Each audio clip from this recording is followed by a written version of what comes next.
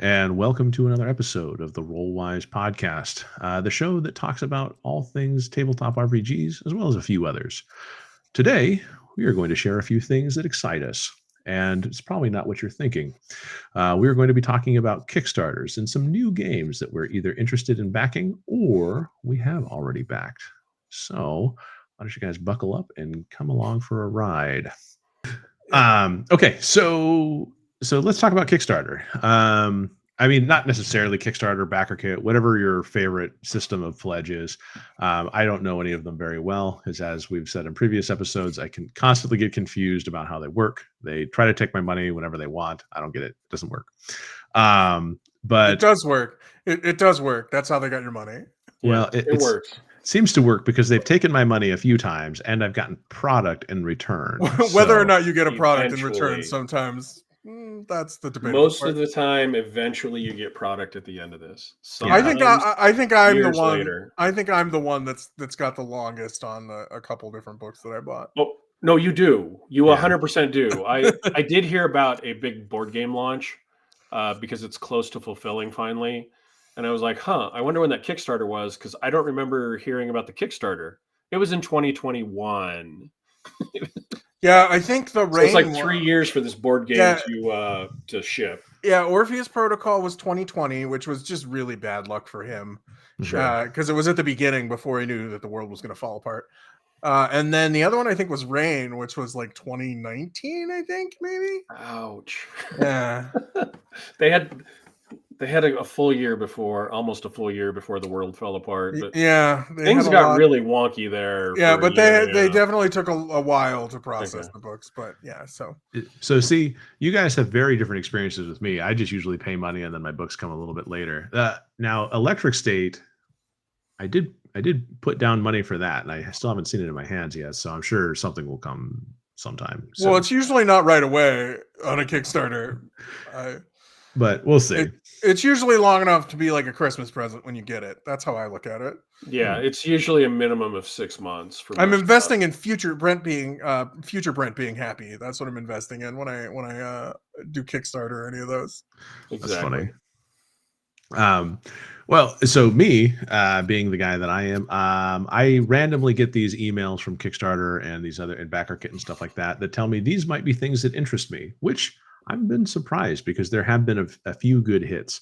And it's really ironic because we talked about recently how I'm not much of a solo role-playing guy, but I think I'm going to take a stab at this one. So let me go ahead and share with you guys what I've got on my screen here. And what you'll see is that I am actually going to be looking at a game called Astroprisma. Astroprisma by the creator, Crescent Chimera. So I had never really seen this game before. I'm not really familiar with the creator on this. And so this came through is first of all, I saw the intro video and everything like that. We're not going to watch the intro video. And pretty much the artwork and everything like that grabbed me right away. Now, I don't know about you guys, but artwork for me is so important into the entire process for whether or not I'll skip by something or not. I don't know why. There's probably some really good things out there, but if the artwork wasn't really that good, I literally just walked on by. Well, I mean, the visual element is important. Like the visual element is what really catches people up front. And if you don't put enough time into that, yeah, when you showed us this, I was a little skeptical when you explained it to us, and then when we went to the Kickstarter page when we were talking a week or so ago when we first brought this up to Brent and I, like this down here in the middle, the scrolling pictures, I was like, oh, they've got some nice layout elements. I like this is like clean and readable for the most part. I've got a few quibbles, not that I'm an expert. I just know what I like. But it grabbed me. So needless to say, the game itself is it's a solo sci-fi RPG set in a retrofuturistic universe. And I think obviously the retrofuturism is going to come in a lot of the art that it has. Now, the scrolling that you see on the screen isn't necessarily showing me that retrofuturism, but that main image where you saw kind of like the multicolored accent on there. The spacesuit isn't one of those really tiny, like skin tight spacesuits as you see in like the new Star Treks and everything like that. But it's trying to offer a fairly distinct experience in space exploration, faction conflicts, and all of those kind of things. What you do notice is that you see that you have a hex grid and everything like that, and as part of the hex grid, this is your goal, is to basically explore the entirety of this map. And of course, as a solo game, you're going to have an oracle that helps you play through it and everything like that. I don't know. It's kind of neat because when you look at it, and this is the one thing that probably sold me on this more than anything else, because while they say the combat is deep and dynamic system, I'm not really a solo role player, so I'll have to play it. I'll have to actually unpack it and see what that translates into, because my experience with other solo games has been rather superficial. I mean, everyone's played your own choose your own adventure or something like that. But when I got to the end, the very end, and it basically said, not only, I mean, first of all, we can marvel at some of this artwork and everything like that. This artwork just hits a specific spot for me, which is just right where I like my artwork. You know, like the poster set, and I'm excited to be getting some of those maybe for my wall. But it got down to the bottom, and it talked a little bit about what inspired this. Now, first of all, I had not actually heard of some of these other games. Like, I have heard about Mothership. Like, Brent, you know Mothership, right? I mean, I own Mothership. Do you, or is that still fulfilling? I don't remember. No, Mothership originally was Mothership was originally a pamphlet game, and then they came out with a starter box that apparently didn't go so well on their Kickstarter. Something like that. Apparently. Yeah. But I didn't really know about these other ones like Miru or Rune or anything like that. And I've actually looked at Miru to see what it was all about. And it's a lot of solo role playing. It's actually a series of solo role playing games where you have to deal with like an AI robot god or something. It's very neat sounding. But I got to the media and video game stuff, and I was like, oh, it's based on Blame, the manga. Oh, sign me up. Like, if I look at like my top manga, Blame is usually sitting up there with things like Berserk and a few other ones, because it's dark. It just has a dark kind of almost like, what is that? When you like helplessness that really permeates it. The art is really unique. Bleak, I think is the word you're looking for. It's very really bleak. And the fact that they chose the manga over like the Netflix show that came out, because the Netflix show was okay. I mean, I watched it, but the manga just hit a nerve in the other way. And a lot of these other inspirations really said, yeah, this is, I really like where this person's coming from. Nice. Yeah. So that's me. I mean, honestly, as you can tell, you have different factions that you're going to be fighting against. And, anytime I'm playing, I'm obviously going to go with the Warg faction, because going with the Interstellar Federation, Intersolar Federation. Well, there's a lot of, going back to the inspirations, there's a lot of good stuff in the inspiration. Blade Runner. There is. Fallout New Vegas are all good. Ghost in the Shell, which I've heard is good. Yeah, very good. Citizen Sleeper, I played that. The video. Oh, you have? I have. Oh. It's interesting. It's actually way more engrossing to play than like a description would tell you, but it's pretty neat. I like it. I played it on the Xbox. Oh, nice. Yeah. So I mean, it just seems like it has a solid base. Also, what's really kind of cool about it is that they, as part of their unlocks and everything like that. So the game is not done with its backer period. So if you do back it right now, you can get all kinds of cool little things. And so like they're adding a campaign mode where you're going to play a connected story through multiple star systems. They're going to put an alchemy VTT in there. So it's going to be available for co-op digital play and everything like that. Because they did unlock co-op rules as one of their earlier things. So now they'll be able to play with other people when you do this. So I really think Astroprisma with a group of people on alchemy could be very interesting. I'd be really curious to see how that plays, especially since even though we don't talk about virtual tabletops very often, alchemy has a very neat, narrative drive towards how they create a scene within the virtual tabletop that is, I think, very cool. I have not had a chance to really go through it a lot, but I really like it. So that's my story, and I'm sticking to it. So would you guys Sounds play Astroprisma with me? Well, after you've played it solo and then don't tell us that that you tell us that it's great, then yeah, sure, then I'll play. But if you don't enjoy the solo game, I'm going to be like, I may be busy that night you want to play because I don't know that it's going to be any fun. Yeah, if you're like, I don't know, playing the solo game was like getting electrocuted for 3 hours, I'm probably going to give it a pass. But it looks cool. I hope that it's great. But it does look interesting. Yeah. Well, and the nice thing is that when I looked at the risks, because there are possible risks for these things for some reason, when you go all the way down there, it says the design and the layout of the core book is almost finished. So that's really great that they're that far into this process. They always put risks on these Kickstarters, and the risk really is one thing: you don't get the stuff that you pay for. Yeah. Yeah, that's the big risk of all crowdfunding campaigns. The big risk is product never And reaches you. Fortunately, this isn't a video game, which I don't know what the video game fulfillment rate is, but it seems really low. It seems like video games are what you don't really want to support on Kickstarter, because those seem to blow apart like a hand grenade occasionally. There's several that have funded like 8, 10, 12 million and then never delivered a thing. And then they just completely vanish. Like you stop getting updates eventually, and then you remember that you spent a bunch of money on the video game. Oh, yeah. I mean, maybe like I said, I'm not as much of a Kickstarter books. I've only ever supported role-playing games on Kickstarter. I've never supported anything else. I've done some weird stuff, but I have gotten everything that I have Kickstarted. But I have supported novels. Stolze, used to put books like novels up sometimes, like when a signed copy of my book, or if this funds. And I've supported some of his stuff, but it's always funded, and I've always gotten it. So I've never been burned by Kickstarter. I mean, unless you consider waiting 5 years, forever.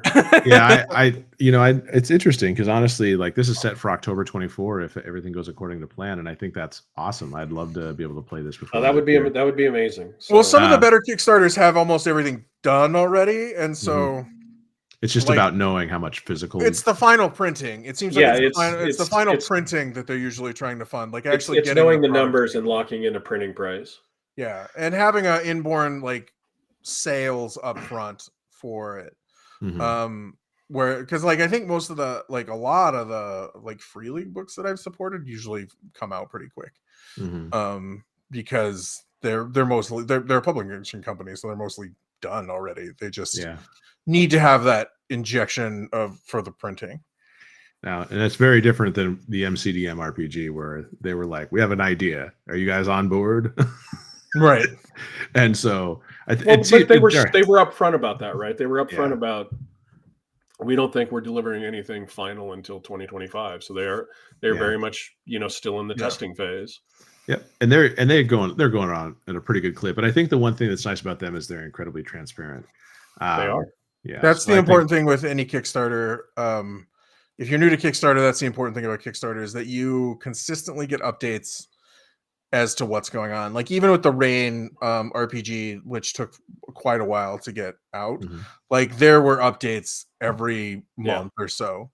Like we're still in the process. This is what's going on. Like transparency is really important for this stuff. Even when you and I don't remember how long it took to get the last of it, but when we backed the Earth Dawn, that took a long time too. That took a long time. Like I got frustrated, but I never got frustrated because I wasn't getting updates. Right.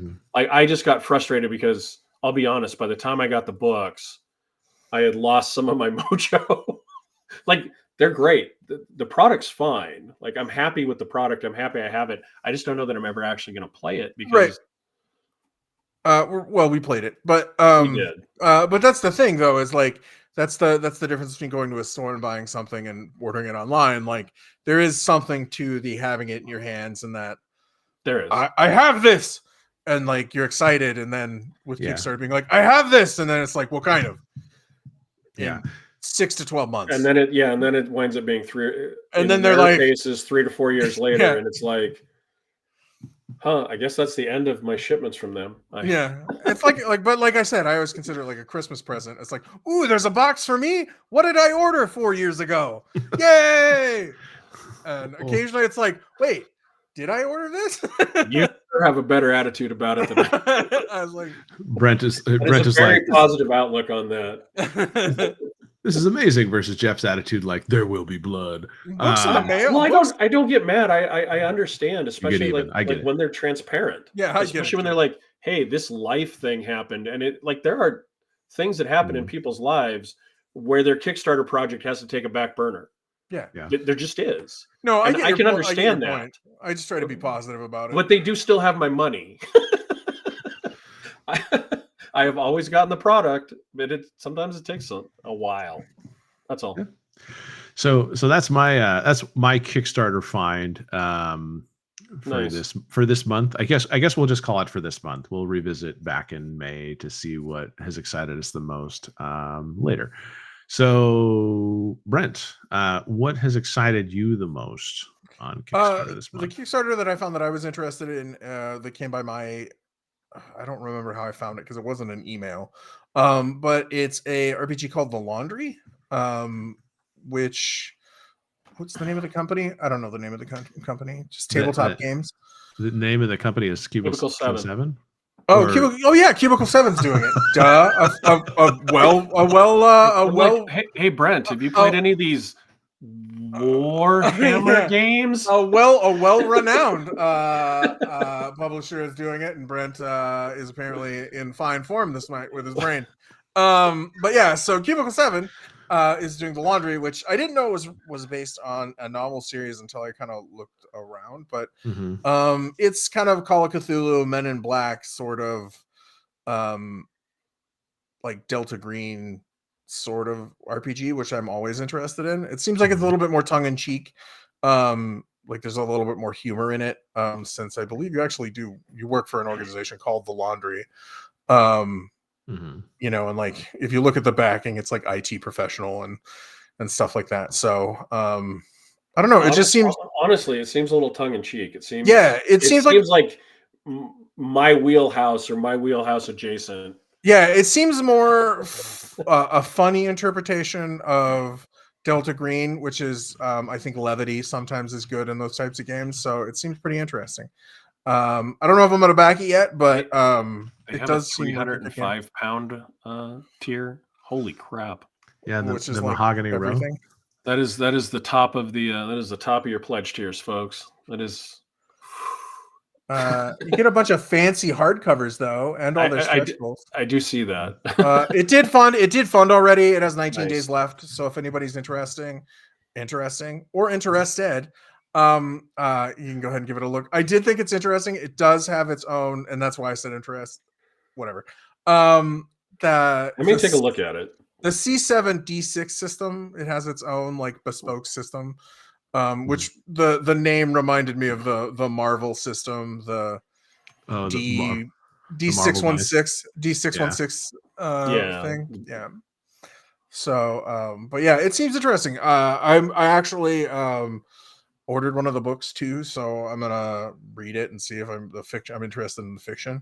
Oh, because it's based on a fiction series. Yeah, it's based on a novel series, also called The Laundry. So yeah, we have a friend that really liked the stuff, and I honestly he tried to get me into it back in the day because he wanted to do something that was set in the Laundry Files universe, because it's his kind of British dry humor mixed in with some of these other thriller. Oh, it's very much this game is very much up my alley.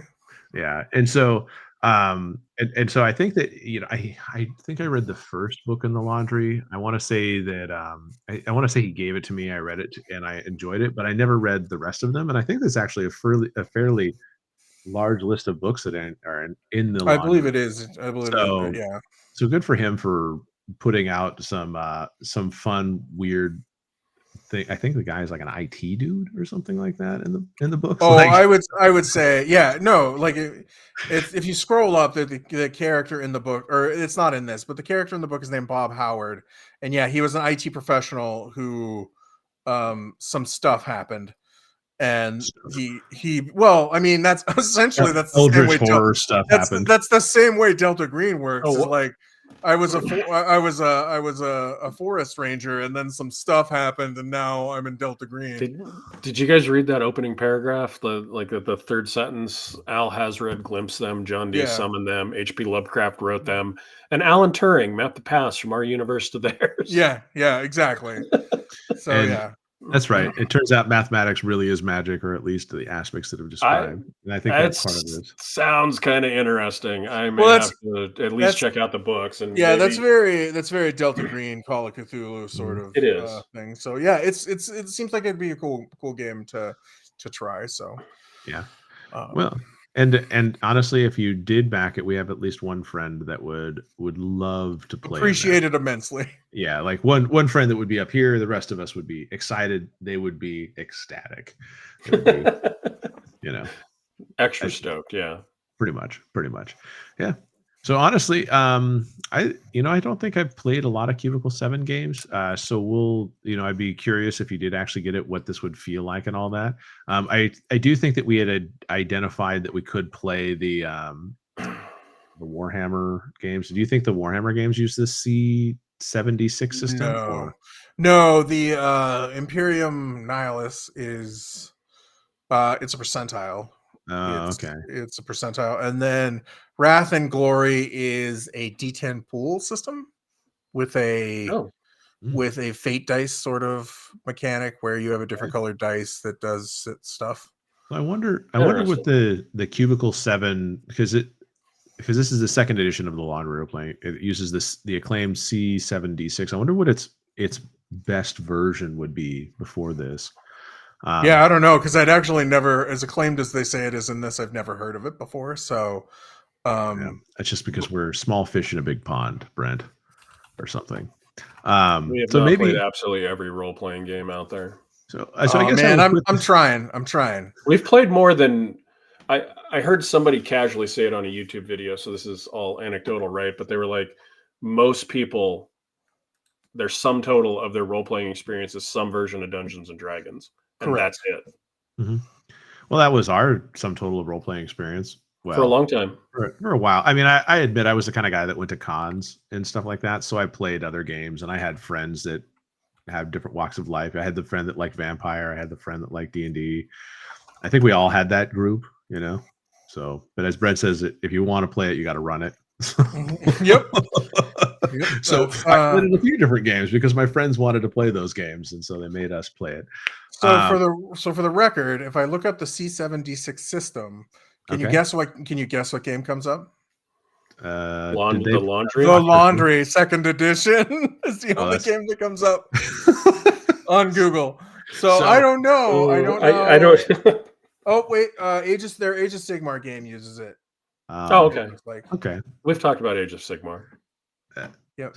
Yeah. So maybe I guess I'd be curious if it, how it plays, because honestly, like the Marvel D616 system, I mean, I think we had a comment from somebody that basically said like there's something just missing from the game, and so they haven't really got into it. And I was like, he said they pick it up. They pick it up all the time, but then they look at it and they're like, I don't know, and then put it back because A, it looks crunchy, and B, it just feels like something's missing. Which I don't. I kind of understand that because that's how I usually feel about superhero games. I feel like something just is missing. Like it just doesn't. I've never had one capture quite like I feel when I read a comic book. Okay. Do you need like the BAMs when you like if you punch somebody? Do you need to say BAM, pow? No. I need pow. I don't know what it is, but kerpow, boom. Maybe if one of the games is more Golden Age comic books, like the Batman television series with Adam West. Golly gee darn, Batman. Maybe then that would be maybe that's really what I'm missing. Maybe that's what you need. He's more of a Silver Age guy, Brent. Oh well, yeah. Not I'm getting my ages wrong. What I don't even know the ages for DC Comics. I did collect DC comic trading cards at one point. Like you'd get the packs of DC comic things, and so I was confused because I apparently my entire history had been with Marvel until that point, and so I was just like, what is this Golden, Silver Age, all these kind of things, and I was oblivious to all of that stuff. So, yep, Marvel fan here, a minor Marvel fan, negligible DC fan. So whoever that alienates from the podcast, I apologize. I was a huge Marvel fan when I was a kid. Like I devoured Marvel comic books. So, which is why most of the movies were weird for me, because I was like, I read all this already, like 100 years ago when I was a kid. Yep, it's fair. It's a fair comment. So the laundry, backing it, back it if you choose. How much time's left on the thing? 19 days. I literally want to look at it. I don't know. And especially if our other friend knows about it and they may be getting it, maybe I won't. No, I'm just, if I have somebody that's going to buy something and run it, like, I'm like, hey, that's great. But it seems kind of neat. So I don't know. I'll have to look. I'm going to check it out. Yeah. We'll send up the that's a good find, Brent. Yeah, I think it's interesting. Yeah. So that's a good one. It's a good find for this month. There's so much RPG content. It's funny to me that because I get the same emails you guys do, and I look at Kickstarter every couple of weeks for different stuff, not exhaustively, right? Mm-hmm. But I scroll through it, and I hadn't seen either one of these before you guys pointed them out. So I think it's hilarious. Like there's so much content out there, and there's it's hard to keep up with. Yeah. Well, and I think the hard part is that there's a lot of gambling on this, like, because some of these things look really good, but obviously since you haven't really played it, you may not be able to tell if it's good until it's too late.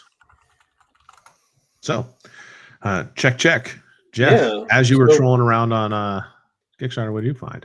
Well, I found Cairn 2nd edition, and I know I've heard about Cairn. Mm-hmm. I don't remember what the specific discussions were, and so a lot of times when a book actually gets some sort of a revised edition, a 2nd, 3rd, 4th edition, it's already an established property, right? So there's already a built-in group of fans, which sort of lends some credibility for whether or not it's fun to play. Mm-hmm. And I saw this, and I scrolled down, and I started reading the description about like, what do they call it? The wood that the wood that surrounds everything, kind of like in existence. Yeah. It's not one forest, but all forests. It's funny that in a year of where I think I'm the one who said it at the end of the last year, where I wanted to play more sci-fi games, and you guys, Mike finds an anime game, and Brent finds an espionage kind of mythos game. And what does Jeff find? Jeff finds a high fantasy game. Yeah. Well, but I started looking, and honestly, there's a lot here. I like the artwork. As much as I hate to say it, the character sheet with the sword on it, even though there's a lot of wasted space, is cool. That is pretty cool. Yeah. Cairn has been on my list of to play games for a while. And it, for those that don't have a background in Cairn, I mean, I haven't played it or anything like that, but I've at least looked into it. Okay. Cairn is it's kind of neat because it's inspired by RPGs like Knave and Into the Odd. And it's kind of like it's supposed to be a quick game that, it's classless and kind of focuses on fictional advancement rather than necessarily through experience points or leveling mechanics. Okay. So it has kind of a different play to it. And that's, I think, what drew me to at least looking at it before. And the coolest part right now is that if you're really interested in knowing about Cairn for the and trying out the 1st edition, at least for the current period, I don't know if this is going to be forever, but you can get the 1st edition rules freely available. So you can just click on that link and bam. Yeah, that's a neat thing. It's also a platinum bestseller on DriveThruRPG, which I mean, it takes a level of, again, people actually wanting to spend hard-earned money to play this game. I like the fact that it's a little bit quicker, that it's not, like a 10-year campaign type game. I kind of like that the combat, they say, is frantic and deadly. Yeah. Like I think the thing that's killing me with D&D right now is some of the experiences I've had, with combats that go on forever and ever and ever. I think I've harped on that a little bit. And so I don't know. Go ahead and scroll down, Mike, a little bit. Yeah. It looks like, again, there is nice artwork. Mhm. There is production value, at least in the things that were being shown. I know they're digital mock-ups. I know it's not final, but I don't know, for something that's a little I have one rules light comment for though. fantasy. Yeah, go ahead. Yeah. There's a character sheet pad. How many characters die in this game if you get a pad of character sheets? It feels like a lot. Oh, Feels like that's a a lot. weird. That's a weird add-on thing. I have a cyborg pad of character sheets. Oh, really? Do you? And it's like this thick. It's like I'm never gonna play this game this much. Like it's like a floppy. Like I was like, where the hell do I put this? I can't put it in my bookshelf. It's like I'm like. So yeah. I'm not a big fan of the I guess it would be fun. Well, no, because you're gonna bring pre-mates for a con. I don't know what they're for, man. Just, I don't know. They're also fancy, so you're like, I can't play these. They are kind of fancy, and I can't use these. I'm gonna be mad. I can't use these on just any game. If I take that to a con and somebody goes, "Hey, I messed up. Can I have another one?" I'm like slapping their hand, right? No, no, you can't. I paid for these. I paid for these. Jeez. Yeah, no, but I think the game looks neat. They're giving away the first edition rules. Like if you want to check it out, you can literally download the and I get that this is an expansion on that. But it sounds kind of neat. It sounds kind of fun. It sounds a little, more rules light, which has been something that I've been looking at because honestly, most of the fantasy systems are pretty crunchy. Yeah. I enjoy Pathfinder, but it's crunchy. Look at this. With 20 different backgrounds and 36 possible ways to build each, that means over 700 different characters can be made before gameplay even begins. 720 to be exact, Mike. It bothers me that they forgot about the other two. They just went with the over 700. That was an editor's choice to not just go with 720 exactly. I can do 20 times 36 in my head. I'm that good. They made a decision, and they would appreciate you not shitting on it. They would, yes. And you know what?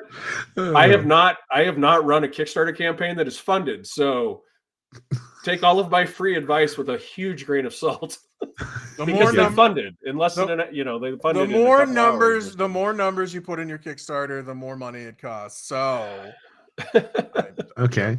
So just for people to fall into, it says, while Cairn 2 is bigger, bolder, and weirder than its predecessor. That's always a good word for us to have when we're describing something. We kind of like weird. They definitely know the words that get Brent's attention. So first roll or choose a background from such creative possibilities as Beast Handler or Fungal Forager. That would probably be what I would roll. Fungal Forager. You want to be the Mike?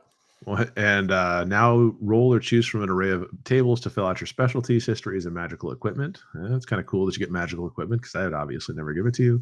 3d6 to determine your abilities. So there's your dice rolling mechanic, and 1d6 for your hit protection.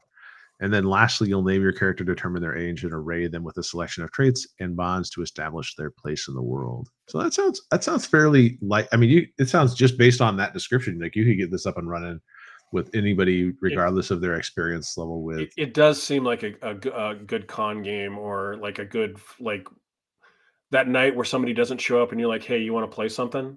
You know what I mean? Where everybody's here except one or two people, and you want to jump in.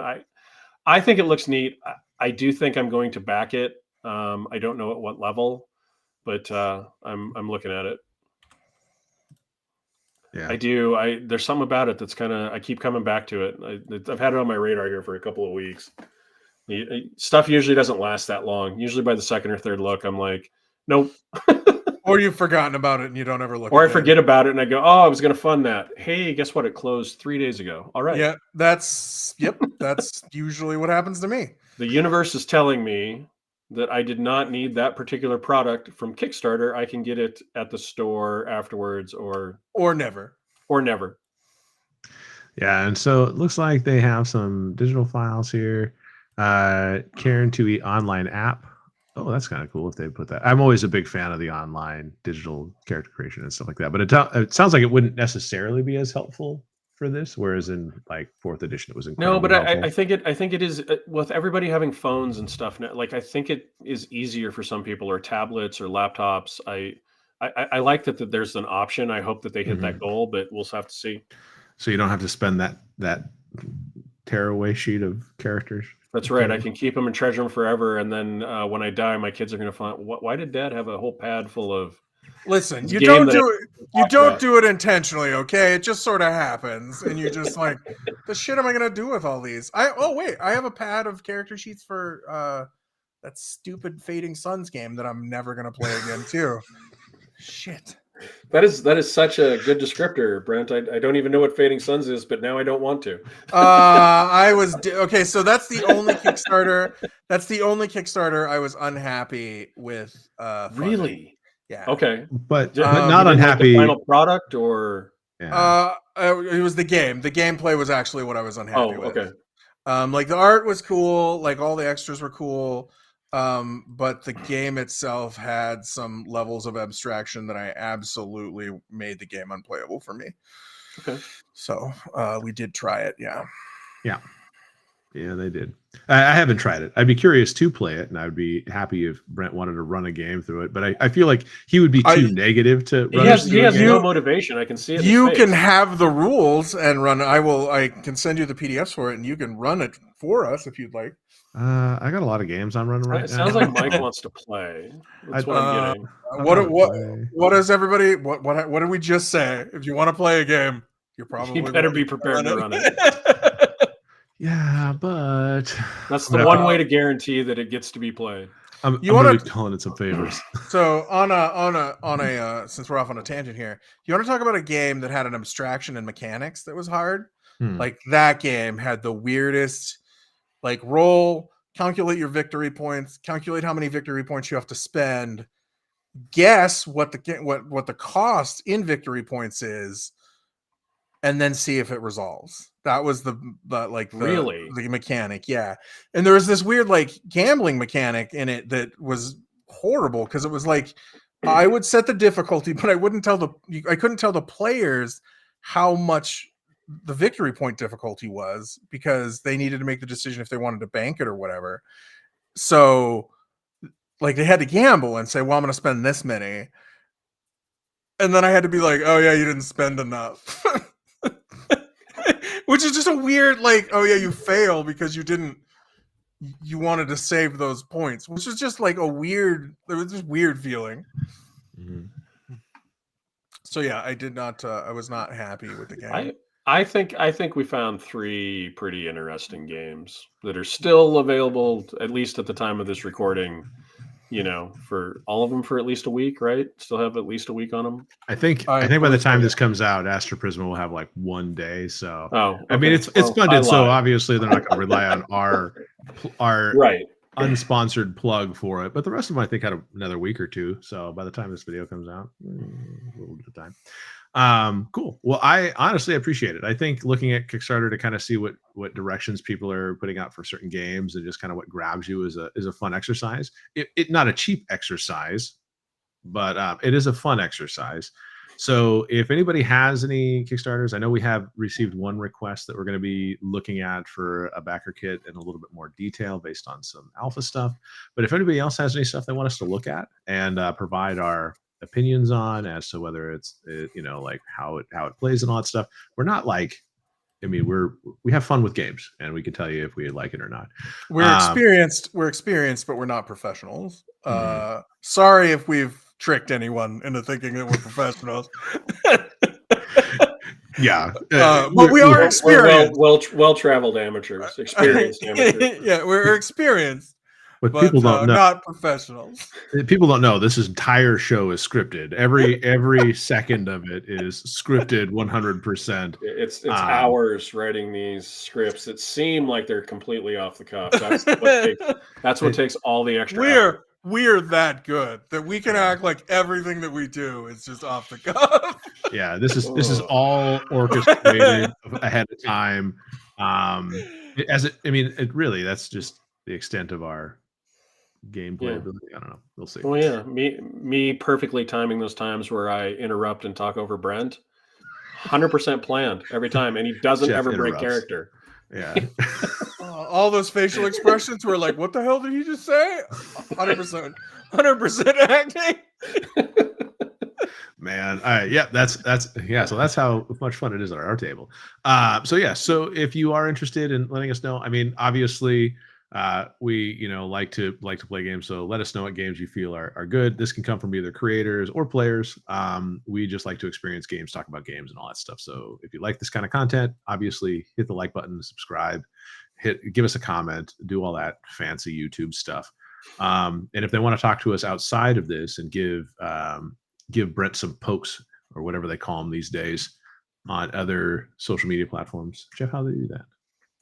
They look for @Rollwise on Facebook, Threads, Twitter, or YouTube, or they email us rollwiseguys@gmail.com.